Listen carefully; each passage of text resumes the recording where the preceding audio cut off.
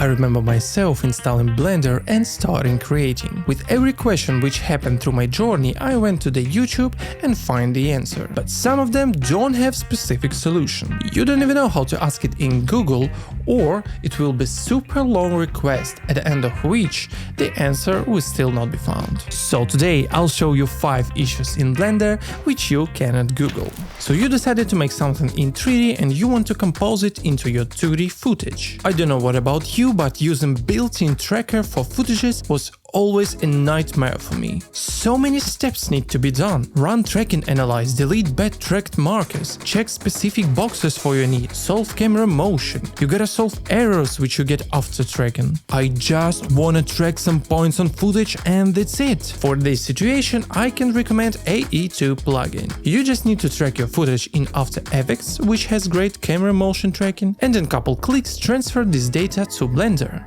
That's it. Download and tutorial links will be in the description. Imagine that you just finished your complex animation, but for the sake of the whole idea, or whatever reason, you need to move your animated model a little bit to the side, with keeping all animation going as it's set. Moving every keyframe manually might take so much time, so your kids will continue your project. For this problem, we have Delta Transform. It's just one more independent set of options which you can tweak in non-destructive way. When you're trying to achieve realism in your renders, it's always about complex of components which works together very well, such as modeling, animation, lighting and texturing, and compositing. But you look at your render, everything is great, but there is still something wrong. Possibly it might happen because at the modeling stage you missed important thing. It's bevel. Everything in real world has bevel even if you think it's not. If you look at the knife through the microscope, you will see that even sharp edge has little of beveling. This is definitely increased level of realism in your projects. Just go to the modifiers tab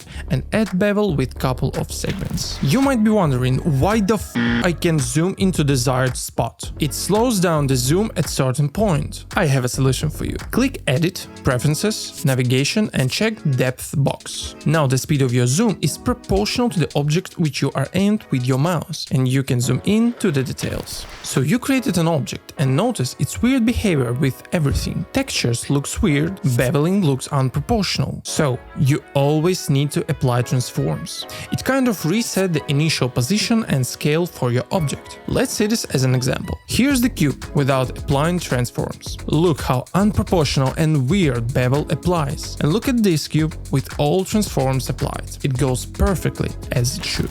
If you have your own or specific issues in Blender, leave them in the comments so I can find a solution and make more series in this topic. Bye.